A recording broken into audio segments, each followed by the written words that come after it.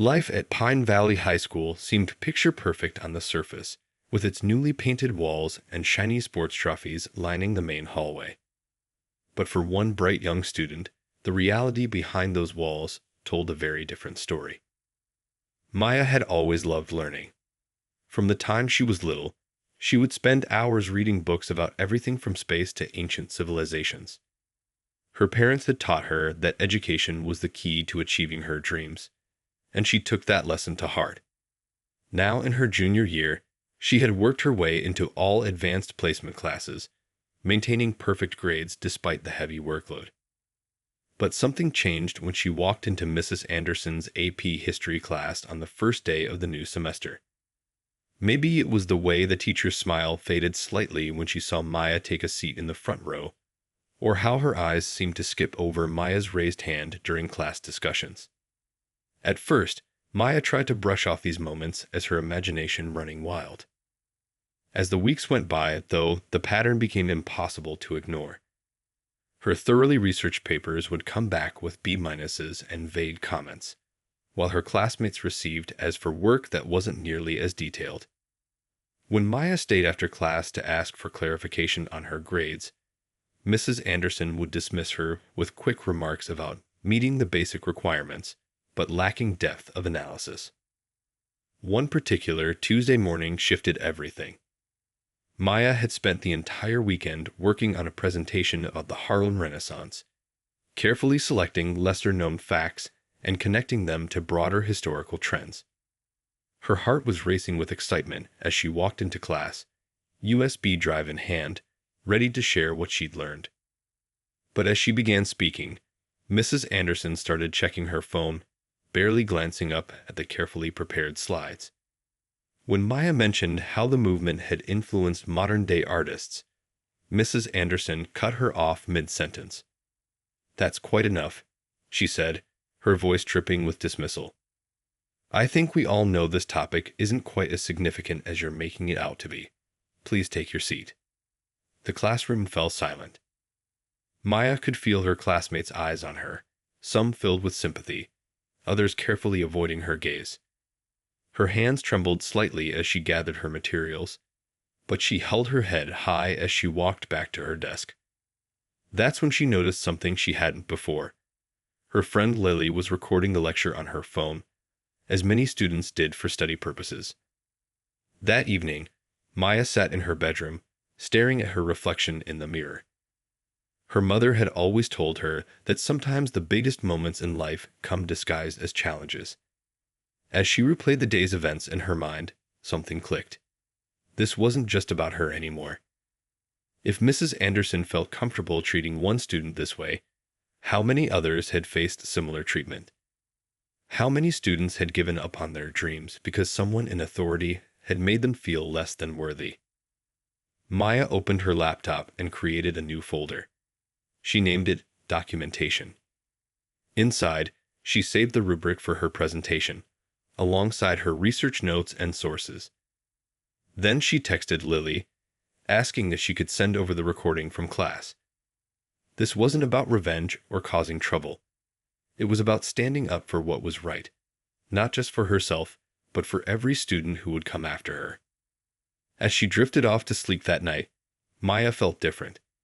The knot of anxiety in her stomach had transformed into something else: determination. She didn't know exactly what would happen next, but she knew one thing for sure. Staying silent was no longer an option. Sometimes the bravest thing you can do is simply tell the truth, and Maya was ready to tell hers. The next few weeks in Mrs. Anderson's class felt like walking on eggshells. Maya noticed how the teacher's behavior became more obvious, almost as if her initial subtle discrimination had grown into something she no longer bothered to hide. It was like a slow-burning fire that kept getting hotter, and everyone in the classroom could feel its heat. During one particularly tense morning, Maya watched as Mrs. Anderson praised a classmate's basic answer about World War II, giving her full marks for participation. But when Maya raised her hand to add information about the Tuskegee Airmen's contributions, Mrs. Anderson cut her off with a sharp, "We don't have time for unnecessary details." The message was clear as day. Some voices mattered more than others in this classroom. Lily, who sat 2 rows behind Maya, had become her silent supporter.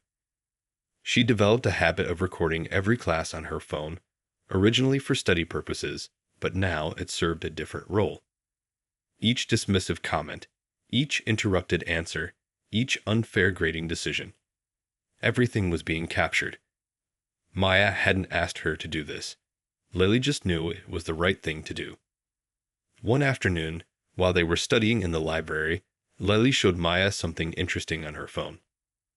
"Look at this," she whispered, playing a recording from that morning's class. Notice how she responds to different students. They watched 5 clips of Mrs. Anderson's interactions. The pattern was impossible to miss. Warm encouragement for some, cold dismissal for others. The situation reached a boiling point during their unit on the civil rights movement. Maya had spent hours preparing for this section, knowing it would be particularly challenging given Mrs. Anderson's attitudes.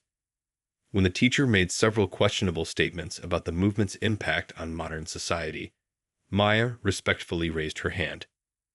Actually, Maya began carefully, according to recent historical research.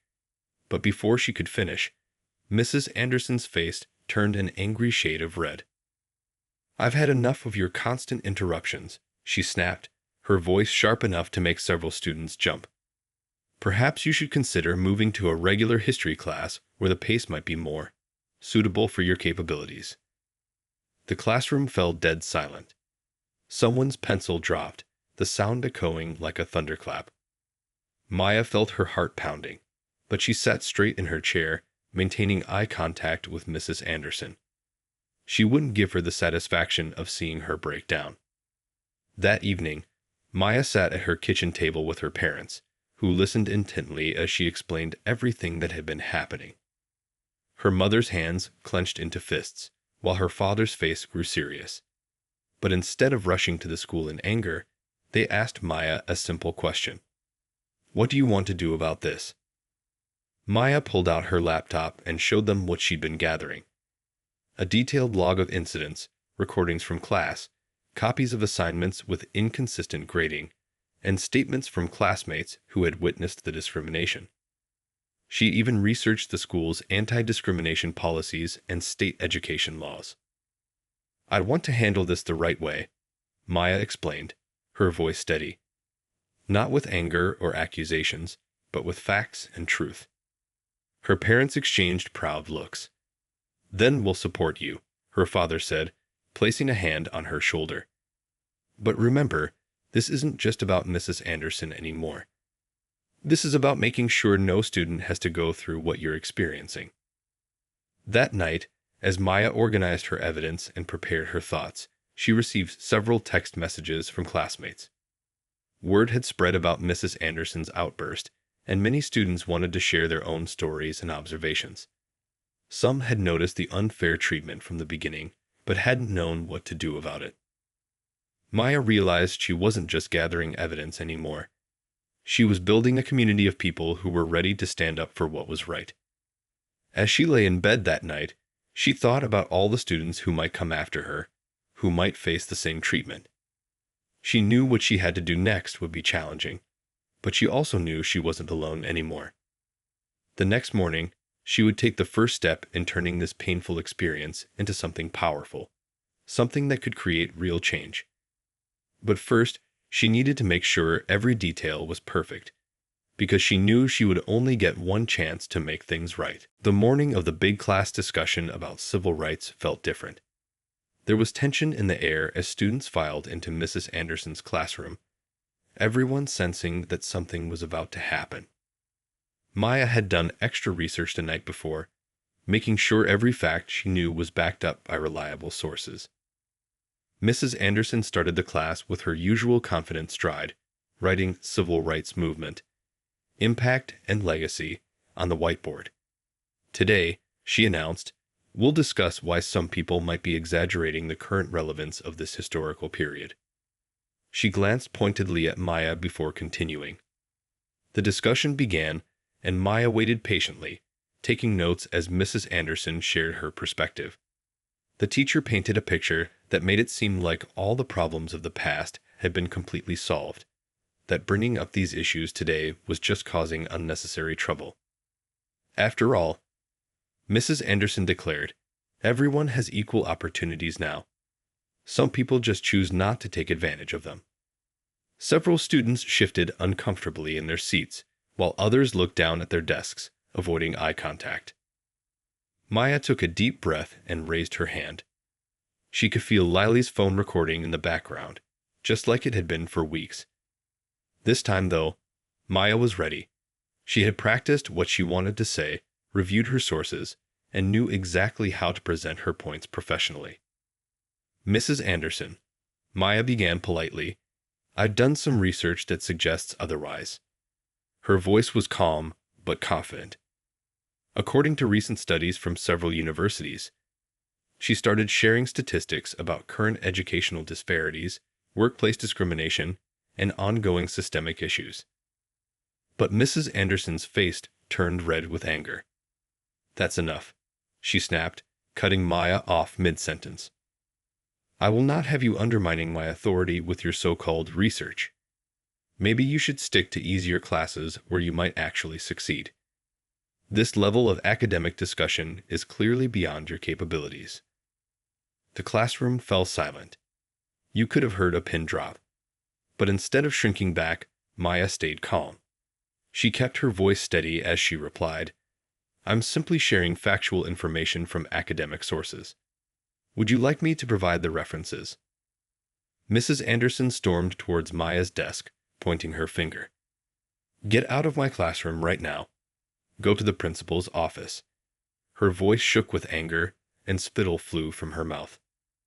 Maya gathered her things slowly, deliberately. As she stood up, something unexpected happened. Tyler, a quiet student who usually sat in the back, also stood up. I'm going too, he said. I've seen how you treat Maya and other students unfairly. Then Lily stood, and another student, and another. In the principal's office, Maya didn't just share what had happened that day. She pulled out her folder of evidence. The recordings, the unfairly graded papers, the documented pattern of behavior, and statements from other students who had faced similar treatment. She explained everything calmly and professionally, letting the facts speak for themselves. The principal, Mr. Chen, listened intently, his expression growing more serious with each piece of evidence. You've handled this very maturely, he said finally. But I have to ask, why didn't you come forward sooner? Maya looked him straight in the eye. Because I wanted to make sure when I did speak up, I could speak up for everyone. This isn't just about me. It's about making sure our school is a place where everyone can learn without fear or discrimination. As Maya left the principal's office that afternoon, she felt lighter somehow. Students she barely knew smiled at her in the hallway. A few teachers who had witnessed her walking to the principal's office with her group of supporters nodded in approval. Her mom was waiting in the parking lot, ready to drive her home. How did it go? She asked, concern written all over her face. Maya buckled her seatbelt and took a deep breath. It went exactly how it needed to go, she replied. For the first time, I feel like someone actually listened. She looked out the window at her school, knowing that tomorrow would be different. Not because she had gotten anyone in trouble, but because she had stood up for the truth in a way that couldn't be ignored. What Maya didn't know yet was that her brave stand that day would spark changes far beyond just her classroom. The ripples of that morning were just beginning to spread, and they would soon turn into waves of positive change throughout the entire school system. Word spread quickly through the school about what had happened in Mrs. Anderson's class. By the next morning, Maya's phone was buzzing with messages from students she'd never even spoken to before. Some shared their own stories of unfair treatment, while others offered their support and asked how they could help. The real surprise came during lunch period. Maya was sitting with Lily when a group of seniors approached their table. Among them was Michelle, the student body president. We heard what happened, Michelle said, sliding into a seat. But more importantly, we heard how you handled it. No yelling, no drama, just facts and courage. That's exactly what real change looks like. As they talked, more students gathered around. A boy from the debate team mentioned how Mrs. Anderson had made similar comments in his class last year, causing his cousin to drop AP history altogether. A girl from the school newspaper asked if she could write about the incident, focusing on how students could properly document and report discrimination. Meanwhile, in the administrative offices, things were moving quickly. Principal Chen had spent the morning reviewing Maya's evidence with the school board. The recordings were particularly convincing. Clear examples of bias that couldn't be explained away as misunderstandings or overreactions. During sixth period, Maya was called back to the principal's office. This time, she found not just Principal Chen, but also the district superintendent and a representative from the school board. Their faces were serious but supportive. "We've reviewed everything you provided," the superintendent began, her voice gentle but firm. "I'd want you to know that this kind of documentation, thorough, professional, and fact-based, makes it possible for us to take real action. You've done this exactly right." The school board representative nodded in agreement. "We've discovered this isn't an isolated incident," he explained. "After word got out, we received emails from former students spanning the last 5 years. They all tell similar stories, but many felt they wouldn't be believed if they spoke up alone."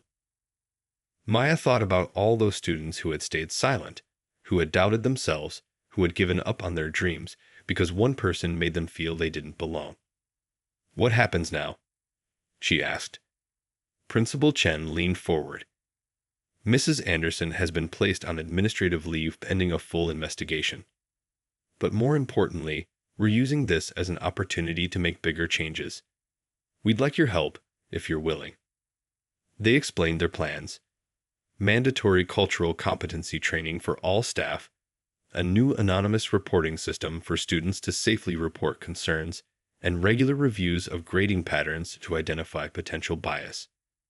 They wanted to create a student advisory council to help shape these policies, and they hoped Maya would be part of it. After the meeting, Maya found herself walking down the empty hallway, her footsteps echoing against the lockers. A classroom door opened, and her favorite English teacher, Mrs. Rodriguez, stepped out. She had always been kind to every student, regardless of their background. "I heard what happened," Mrs. Rodriguez said softly. "You know, teaching isn't just about sharing knowledge. It's about lifting students up, helping them discover their own power. You taught us all something important today." That evening, Maya sat on her front porch, watching the sunset and reflecting on everything that had happened. Her phone buzzed with a text from Lily, sharing a social media post from a former student who had graduated 3 years ago. The post talked about how seeing current students stand up against discrimination gave them hope that things could actually change. Maya's mom brought out 2 cups of hot chocolate and sat beside her. "You know what makes me proudest?" she said, wrapping an arm around her daughter's shoulders. "Not just that you stood up for yourself, but how you did it. You showed everyone that fighting injustice doesn't have to mean fighting fire with fire. Sometimes the strongest weapon is simply shining a light on the truth." As they sat there in the growing darkness, Maya realized something important. This wasn't just about one teacher or one class anymore. It was about all the students who would come through those school doors in the future. Because of what happened today, they would walk into classrooms knowing that they had the right to be treated fairly, and more importantly, knowing that they had the power to speak up if they weren't. The real work was just beginning, but for the first time, Maya felt truly hopeful about what that work could achieve. The investigation into Mrs. Anderson's behavior moved faster than anyone expected. As news spread throughout the school district, more and more people came forward with their stories. It wasn't just current students. Former students, parents, and even a few teachers shared their experiences and concerns. One morning, about a week after the incident, Maya arrived at school to find a substitute teacher in her AP history class. The change felt strange but refreshing, like opening windows in a stuffy room. The substitute, Mr. Parker, had a gentle smile and actually seemed interested in hearing everyone's thoughts during discussions. During lunch that day, Principal Chen called a special assembly. The gymnasium filled with students, their whispers echoing off the walls. Maya sat between Lily and Tyler, feeling both nervous and curious about what was coming. As many of you know, Principal Chen began, his voice carrying across the room. Recent events have brought some serious issues to light in our school. Today, I want to talk about the changes we're making to ensure every student feels safe, respected, and valued here. He explained that the school board had completed their initial investigation. They had discovered a pattern of discriminatory behavior that went beyond just one classroom. The findings were clear enough that they couldn't be ignored or explained away. But instead of just focusing on what went wrong, Principal Chen continued, "We want to focus on making things right." He unveiled a new initiative called Equal Voiced, Equal Future. It wasn't just about dealing with discrimination. It was about creating a truly inclusive learning environment. The plan included several key changes. First, they would establish a diverse student-faculty committee to review teaching practices and materials. Second, they would implement a new grading system where assignments would be marked anonymously to prevent bias. Third, they would start regular training sessions for teachers about creating inclusive classrooms. After the assembly, students gathered in small groups, talking excitedly about the changes. Maya overheard someone say, "I can't believe it took this long for someone to speak up." Another replied, "No, it took this long for someone to speak up in a way that couldn't be ignored." Later that afternoon, Maya got an unexpected visit from Mrs. Rodriguez, her English teacher. "The superintendent asked me to head the new student-faculty committee," she said. "And I'd like you to be one of our student representatives. Your experience and approach to handling this situation could help us create meaningful changes." Maya felt overwhelmed, but in a good way. "Do you really think we can change things?" she asked. Mrs. Rodriguez smiled warmly. "Change is already happening. Look around." She was right. Already, things felt different in the hallways. Students who had previously kept quiet were speaking up in class. Teachers were making more effort to include diverse perspectives in their lessons. Even the student newspaper was running a series of articles about creating an inclusive school environment. That evening, Maya received an email that made her heart skip a beat. It was from a local education advocacy group. They had heard about what happened at her school and wanted her to speak at their upcoming conference about student rights and responsibilities. At dinner, Maya shared the email with her parents. "I'm nervous," she admitted. "Speaking up in school is one thing, but talking to a whole conference." Her father reached across the table and squeezed her hand. "Remember how you handled the situation with Mrs. Anderson? You didn't just react. You prepared, you documented, you stayed professional. You can do the same thing here." Her mother added, "And think about all the students who might hear your story and realize they don't have to accept unfair treatment. You're not just sharing what happened. You're showing them how to make change happen." As Maya worked on her conference speech that night, she thought about how different things were from just a few weeks ago. Back then, she had felt alone and powerless. Now, she was part of something bigger, a movement to make sure every student had a voice. She wrote about the importance of speaking up, not with anger, but with facts. About gathering evidence and building support.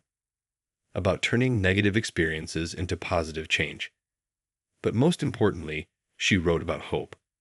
Hope that when people stand together for what's right, real change is possible. Looking out her bedroom window at the stars, Maya realized that sometimes the hardest moments in life can lead to the most important changes. Her story wasn't just about standing up to one teacher. It was about standing up for something much bigger than herself. The date of the education conference arrived sooner than Maya expected. Standing backstage at the local convention center, she took deep breaths to calm her nerves. Through the curtain, she could hear hundreds of voices, teachers, administrators, and students from all over the state, had come to discuss making schools better for everyone. Lily and Tyler had come to support her, along with several other classmates.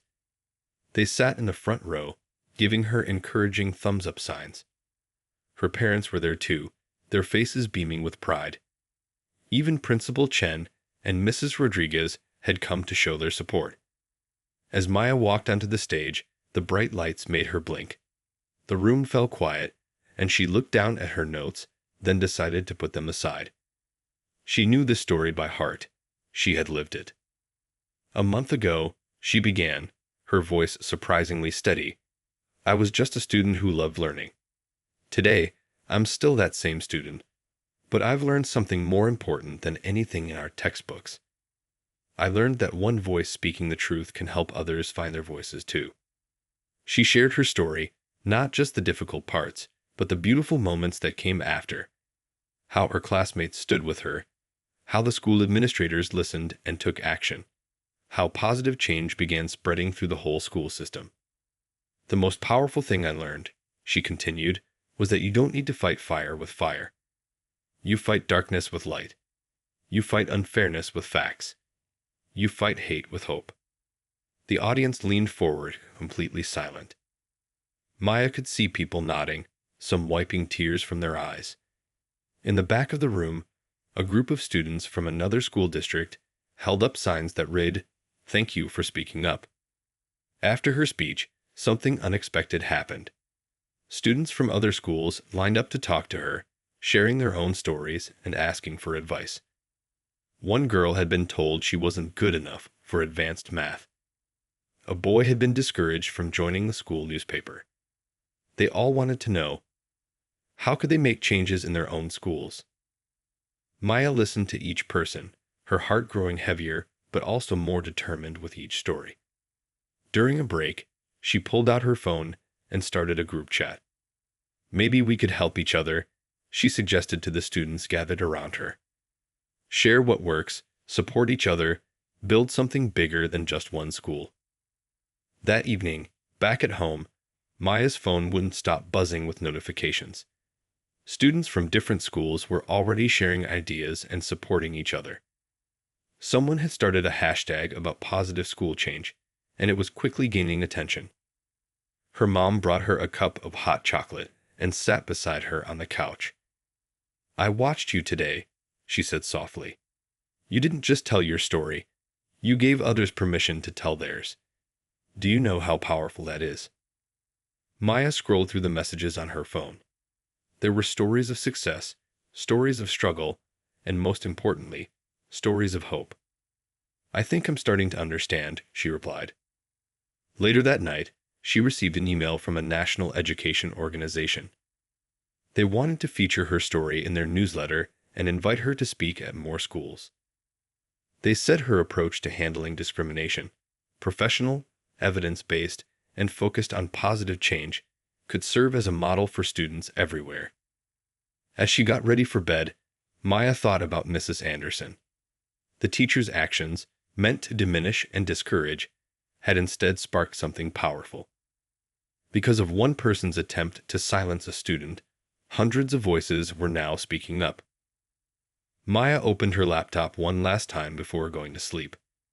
The group chat she had started was still active, filled with students sharing resources, offering support, and planning positive changes in their schools. Someone had posted, "Today showed us that we're not alone, and we don't have to accept unfair treatment." Looking at her bedroom wall, where she'd pinned up some of the thank you notes from the conference, Maya smiled. This wasn't the end of her story. It was just the beginning of something much bigger. Sometimes the best response to someone trying to dim your light is to shine even brighter and help others find their light too. The school board's investigation reached its conclusion 2 weeks after the conference. On a crisp Monday morning, Principal Chen called Maya into his office. This time, the superintendent was there too, along with several board members. Their expressions were serious but satisfied. "The investigation is complete," the superintendent began, placing a thick folder on the desk. "What we found was more extensive than we initially thought. Mrs. Anderson's behavior wasn't limited to just this year or just this school.